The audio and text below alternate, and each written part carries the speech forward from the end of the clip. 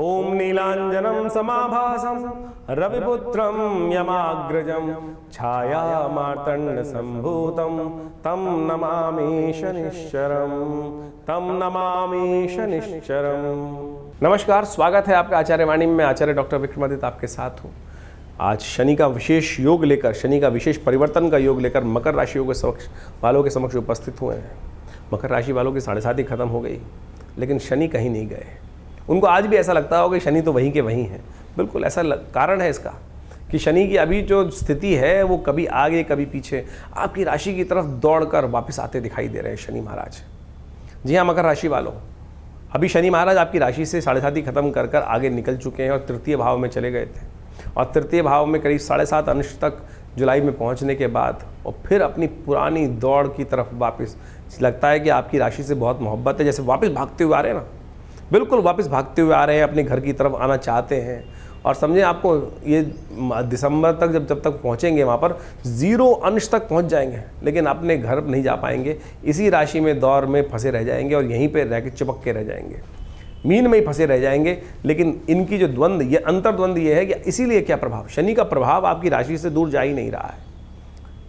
और आगे वाला समय जो है वो बड़ी द्वंद्वात्मक स्थिति उत्पन्न करने के योग बना रहा है। ये 3-4 महीने का दौर समझें। शनि का षडाष्टक योग, शनि का समसप्तक योग, शनि मंगल का, और फिर शनि मंगल का फिर षडाष्टक योग, ये लगातार 3-4 महीने चलने वाले हैं। कोलाहल की स्थिति देंगे, ये झगड़ों की स्थिति उत्पन्न करते हैं। लेकिन शनि का दूर भागना जरूर है, 7.5 का प्रभाव नहीं होगा। 7.5 का प्रभाव नहीं होगा। ऐसे में कुछ खास उपाय यदि आप करना शुरू कर दें, आपकी राशि के दृष्टिकोण से इस वक्त श्वान की सेवा, जहां भी श्वान दिखाई दे जाए, थोड़ा कुत्ता के रोटी दाल इतनी अवश्य डाल दें। आप चाहते हैं ना कि धन की कृपा आपके ऊपर हो, आप चाहते हैं, हर कुछ आता है। इस वक्त श्वान के रूप में श्वान की सेवा करना आपके लिए इतना जबरदस्त होगा कि आपकी राशि के दृष्टिकोण से ये बहुत बढ़िया आपकी जो विशेष तौर पर कष्ट करने के योग कम कर देगा। एक काम और करने का प्रयास कर सकते हैं आपकी राशि के दृष्टिकोण से। इस वक्त मकर राशि वालों को खासतौर पे थोड़ी दाढ़ी मूंछ रखने का प्रयास करना चाहिए। कई बार आपका जो पर्सोना चेंज होता है ना, तो ये आपके लिए लाभ देने के योग बना देता है। शनि महाराज वक्री होने जा रहे हैं। वक्री होने के बाद शनि महाराज की स्थिति बड़ी स्ट्रांग हो जाती है और बड़ी स्ट्रांग स्थिति में आ जाते हैं। शनि की दृष्टि कहाँ पड़ रही है इस वक्त? कई ज्योतिषी तो हमने देखा बड़ी विचित्र अपने नए कुलाबे जोड़ देते हैं कि वक्री गति ग्रह जो होता है वो देखना भी उल्टा शुरू कर देता है। यानी बजाय आगे के देखने के बजाय पीछे देखना शुरू कर देगा। शायद उन्होंने फीचराइज कर दिया है, उनको पता है, लोगों को पता ही नहीं होता है कि वक्र स्थिति है क्या।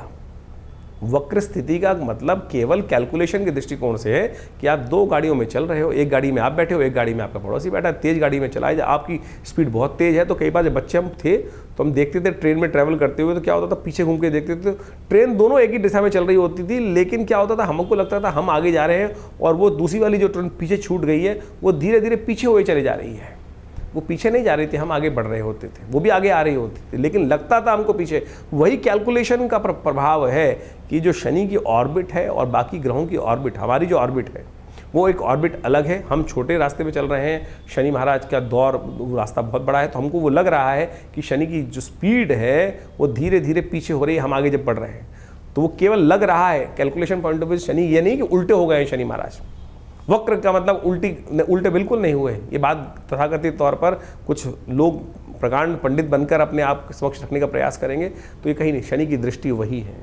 आज भी आपकी शनि की दृष्टि चल रही है, वो पंचम भाव को देखेगी, सप्तम भाव को देखेगी, आपकी अपनी सप्तम दृष्टि जो है वो भाग्य को देखेगी, और फिर वो आगे जाकर आपकी राशि के दृष्टिकोण से वो 12वें भाव को भी देखेगी। तो ये दृष्टि का जो प्रभाव होगा वो तो अपना प्रभाव अलग दिखा रहा है। तो भाग्य सो सकता है यदि आप धर्म से विमुख हुए, क्योंकि मंगल शनि का टकराव हो गया। इस वक्त आपके मनोमस्तिष्क में ऐसा हो सकता है कि कुछ नहीं हो रहा, पूजा पाठ में बहुत कर रहा हूँ, कुछ नहीं हो रहा। अरे कोई बात नहीं, अंतिम समय है। इस वक्त शनि महाराज जो निकल के आए हैं वो परमात्मा की कृपा। कई बार हमको शून्यता लगने लगती है, धर्म कुछ कर ही नहीं रहा, सदकर्म कुछ नहीं करे। सदकर्म के प्रभाव से ही आप बचे हुए हो, सदकर्म के प्रभाव से ही बचे हुए हो। और बिल्कुल चिंता ना करो, यदि आप सदकर्म में लगे रहोगे तो आपके ग्रहों का प्रभाव नेगेटिव बिल्कुल नहीं होगा आपकी राशि के दृष्टिकोण से। तो इस बात का ध्यान रखो। कौवे कुत्ते की सेवा, जितना हो सके कुत्ते को रोटी इत्यादि डालना रोज शुरू कर दो। देखो शनिवार को तो कम से कम दालो ही डालो, मंगलवार को तो कम से कम दालो ही डालो।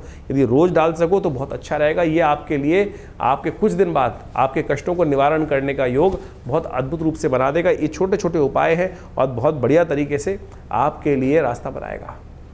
तो ऐसे में छोटे छोटे उपाय हैं। शनि का स्तोत्र पाठ करो, शनि के मंत्र जप करने का प्रयास करो, क्योंकि शनि और मंगल का समसप्तक योग, षडाष्टक योग लगातार बना हुआ है। तो हनुमान जी का पाठ करना भी आपके लिए बहुत अच्छा रहेगा, बहुत बढ़िया रहेगा। ऐसे में हनुमान जी का सुंदर रूप से पाठ करना समस्त कष्टों को निवारण करना रहेगा। एक काम और करने का आप प्रयास करेंगे तो बहुत अच्छा रहेगा आपकी राशि के दृष्टिकोण से। आपकी राशि के दृष्टिकोण से आपको विशेष तौर पर आगे बढ़ने के लिए अपने घर के मुख्य दरवाजे के आगे थोड़ी घास लगानी चाहिए इस समय। खासतौर पे अपना जैसे इंटीरियर होता है ना घर का, इसलिए एक्सटीरियर थोड़ा बदलने का प्रयास करो। थोड़ा एक्सटीरियर बदलने का प्रयास करो। आपके घर की एंट्री में आजकल तो ग्रीन कारपेट मिलते हैं बहुत सारे,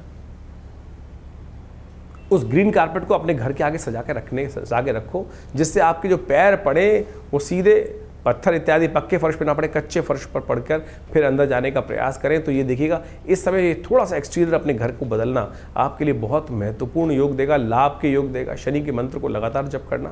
देखिए 7.5 का अंतिम तो हो चुका है, लेकिन शनि का प्रभाव जो है अभी भी आपकी बुद्धि पर है और वो आपको जड़ता दे रहा है।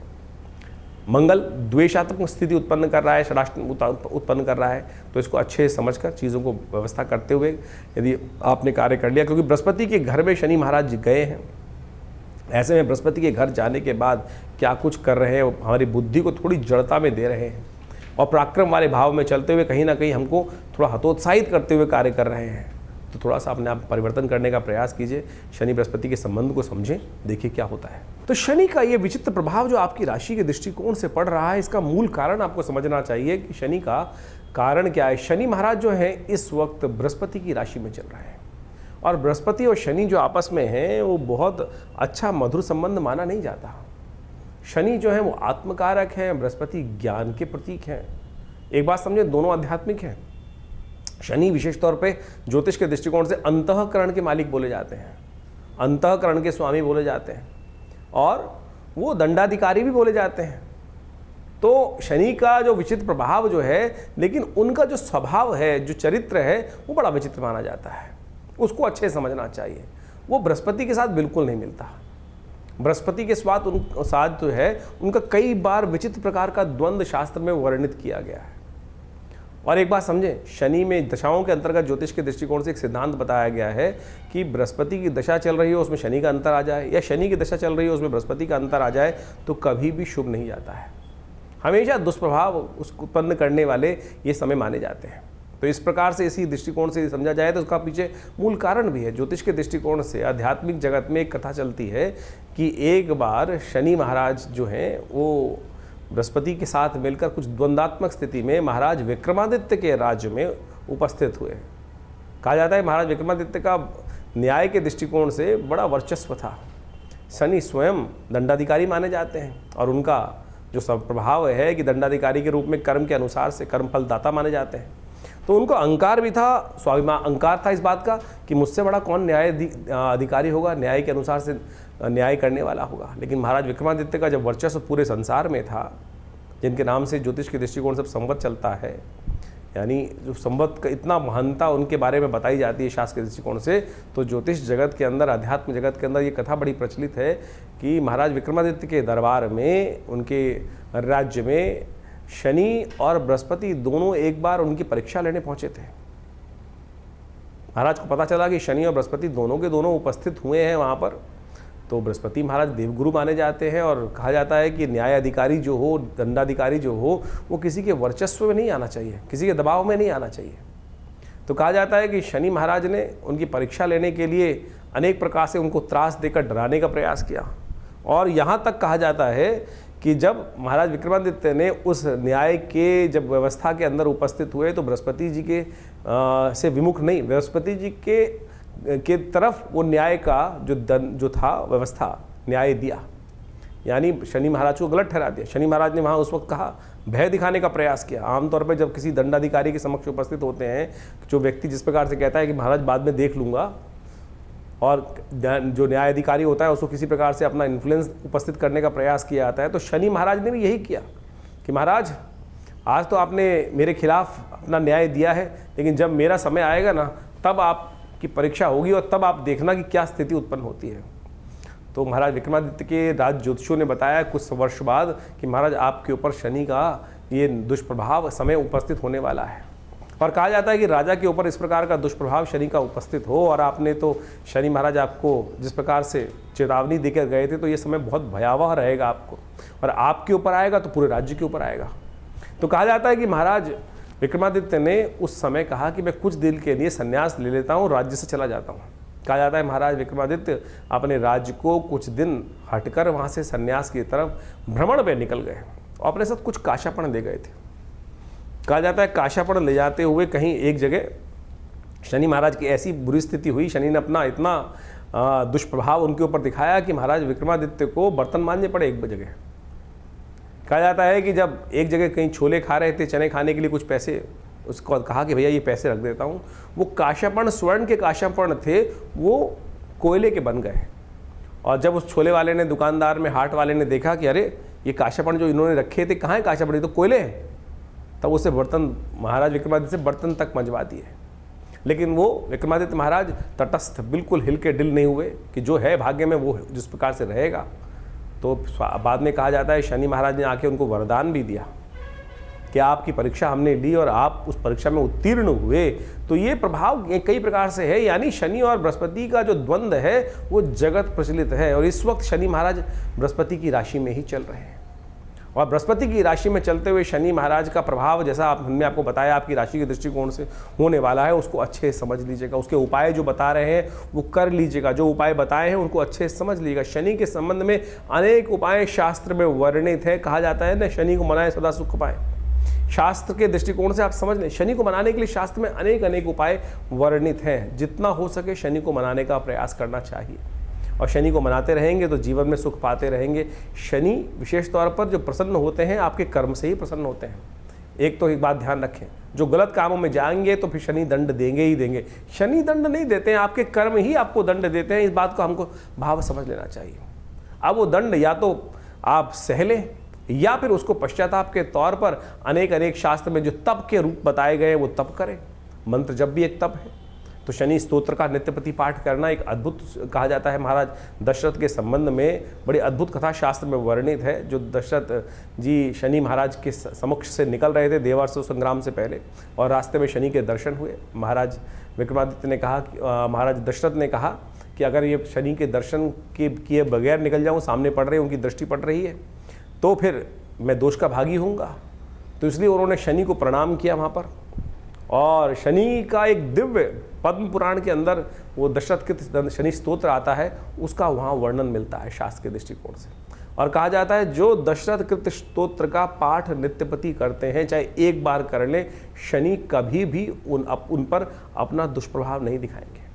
वो दशरथ कृत स्तोत्र आप अच्छे से समझ लीजिए, एक बार नित्यपति भी पाठ कर लेंगे ना आप, तो शनि के अकाट्य प्रयोग के अंदर आता है। आज हम यहाँ पर इस कार्यक्रम में आपके समक्ष वो अकाट्य प्रयोग उपस्थित करने वाले हैं कि जो हींग लगे ना फिटकरी रंग चुकाओ। आज की समाज में जो शनि को मनाने के लिए लाखों करोड़ों रुपए लोग खर्च करने, हजारों लोग खर्च करने की बात करते रहते हैं, अनेक प्रकार से ऐसे लोग हैं कि जो 100 टीन चढ़ा दो शनि महाराज पर। अरे शनि महाराज की मूर्ति कहाँ शास्त्र में वर्णित है? शनि का विशेष तौर पर जो वर्णन जो मिलता है वो तो सीधा साधा वर्णन मिलता है कि शनि मंत्र जप करो।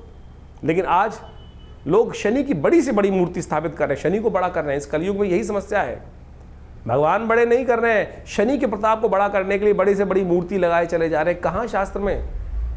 तो आप समझें, ये जो तथाकथित तौर पर आज की तारीख में जो एक हाट बना दिया है लोगों ने, उसको शास्त्र में सीधा साधा प्रयोग वर्णित है। धन खर्च करने से कोई ग्रह आपके ऊपर प्रसन्न नहीं होने वाला। सदकर्म करने से, तप करने से ही ग्रहों की जो अनिष्ट जो प्रभाव है वो आपके लिए शुभता की तरफ परिवर्तित होगा। तो शनि का दशरथ कृत स्तोत्र अद्भुत स्तोत्र है। शनि महाराज का स्वयं आशीर्वाद है दशरथ जी को दिया कि जो इस स्तोत्र का नित्यप्रति पाठ करेगा, एक बार भी पाठ करेगा, उसको शनि जीवन में कभी त्रास नहीं देगा। शनि स्तोत्र इस प्रकार से पद्म पुराण में कहा गया है।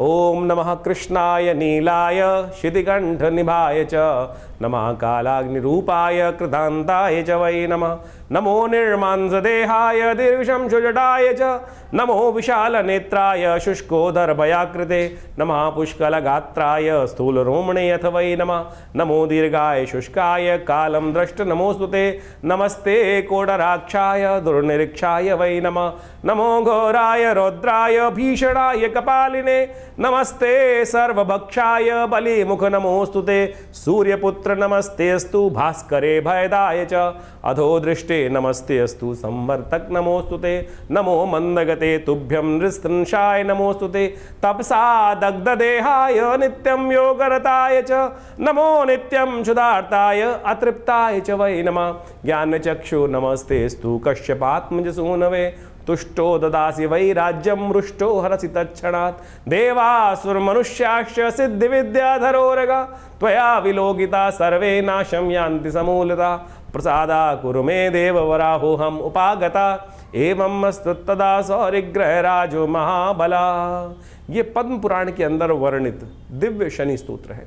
इसका यदि एक बार भी पाठ नित्य प्रति श्रवण भी कर लेंगे ना, तो शनि का कैसा दुष्प्रभाव, शनि की कैसी ढैया, शनि का कैसी साढ़े साती, शनि की कैसी अशुभ दशा, वो सब के सब शुभ होने की तरफ चली जाएगी। ये अद्भुत प्रयोग है, शास्त्र में वर्णित है। इसको जितना भी रूप में हम करने का प्रयास करें तो ये 4 महीने विशेष तौर पर अवश्य इनका पाठ करने का प्रयास करें। शनि के दिव्य स्तोत्र के पाठ करने से आपके जो अनिष्ट शनि का जो दुष्प्रभाव है वो जीवन में किसी प्रकार भी नहीं होगा। देखिए, इस प्रकार समझें इसको कि बारिश हो रही है, बारिश हो रही है, बारिश को कोई नहीं रोक सकता, लेकिन आप छाता ले सकते हैं, आप अपनी गाड़ी बढ़िया बना सकते हैं, उसके अंदर बैठ सकते हैं। ये आपका कर्म है कि जिसने कर्म किया छाता लेने का वो छाता ले लिया, सीधा आपके सिर पे पानी नहीं पड़ा। जिसने बढ़िया गाड़ी मेहनत करी और कर्म अच्छा किया, गाड़ी ले ली, और अच्छा कर्म किया तो बहुत बढ़िया और व्यवस्था बना ली। तो यानी बारिश तो हो रही है संसार में, लेकिन हम अपनी रक्षा कर सकते हैं। तो ये सिद्धांत आप समझें कि हम अपनी रक्षा करने के लिए बहुत सारे प्रयोग कर सकते हैं। लेकिन आज लगे हैं लोग अंगूठियां खरीदने में, एक के बाद एक नीलम। इतना नीलम कहाँ निकल रहा है भैया? नीलम बिल्कुल चमत्कारी है, कोई दिक्कत नहीं है, नीलम का प्रभाव अद्भुत है। लेकिन क्या इतना नीलम संसार में निकल रहा है कि जितना बाजार में बिक रहा है? हम पत्थर का विरोध नहीं कर रहे हैं, पत्थर रत्न शास्त्र में वर्णित है और बिल्कुल अद्भुत रूप से चमत्कारिक चीज़ें उपस्थित करते हैं। लेकिन क्या इतना नीलम बिक रहा है? नीलम की पहचान शास्त्र में जो बताई गई है कि आप उसको दूध मिले जल में डाल दीजिए, दूध अलग कर देगा, जहर अलग कर देगा। तो जहर को भी अलग कर सकता है, यानी इतना ज़्यादा वर्ण उसका प्रभाव हो जाता है। तो ये सोचे क्या वो आज अगर फिर कोई तथाकथित तौर पे कहेगा कि वो तो असली नीलम होगा, तो यानी जो आप पहन रहे हैं वो तो नकली है। तो क्यों पैसे खर्च कर रहे हो? क्यों आज संसार के समक्ष जाकर सुनारों को या किसी प्रकार से भी जो कल्चर्ड चीज़ें हैं और जो केवल क्रिस्टल के रूप में बनी हुई हैं उसको आप पहन कर केवल अपने मन को, भाव को जगाने के लिए, मन को संतुष्टि देने के लिए कि भाई हाँ नहीं मैंने नीलम पहन रखा है। अरे कुछ नहीं करेगा। ये स्तोत्र का पाठ करें। देखिए शनि का इसके बाद एक अद्भुत, यही अगर चलिए दिक्कत है, बहुत सारे लोग बोलेंगे संस्कृत बोलने में दिक्कत है, तो कोई बात नहीं। तुलसी बाबा के कृत हनुमान चालीसा, हनुमान जी को स्वयं शनि महाराज ने वरदान दिया। कथाएं आपको मालूम है, जब हनुमान जी को रावण की लंका से शनि को हनुमान जी ने मुक्त किया, तब क्या किया था? शनि ने वरदान दिया था हनुमान जी को, जो आपके भक्त रहेंगे तो उन पर कोई कष्ट नहीं दूंगा। तो हनुमान जी को चोला चढ़ा दो। हनुमान जी को हर शनिवार को जाकर हनुमान जी के मंदिर में सिंदूर में चमेली का तेल मिलाया और पीपल के पत्तों की माला लेकर हनुमान जी को पहना दी, एक दिया वहाँ जला दिया, हनुमान चालीसा का पाठ कर लिया, हनुमान जी के मंत्र का जप कर लिया। हनुमान तो चालीसा तो स्वयं सापर मंत्र है, सिद्ध मंत्र है, जो 7 बार पाठ। अब समस्या क्या है कि कैसे पाठ कर कल्याण करेगा? हनुमान जी ने कहा जय जय जय हनुमान गुरुदेव कृपा करो गुरुदेव की नहीं, जय जय जय हनुमान गोसाई कृपा करो गुरुदेव की नहीं। तो अगली लाइन में क्या बोलेगा? जो 7 बार पाठ पढ़ जोई छूटे बंद मासु कोई। तो करो ना, सीधा सिद्धांत बताया गया है, तो क्यों नहीं होगा कष्ट निवारण का? लेकिन हम करना नहीं चाहते, हम आलसी हो गए, इस कारण से हमारी समस्याएं जीवन में चलती रहती हैं। तो इसलिए कोशिश ये करें इन समस्त चीज़ों को करने का प्रयास करें। शनि का मंत्र है दिव्य मंत्र, शास्त्रोक्त मंत्र है, तंत्रोक्त जो मंत्र बताया गया है, ओम प्रांग प्रींग प्रोंग से शनिश्चराय नमः, इसका मंत्र का जप कर लो।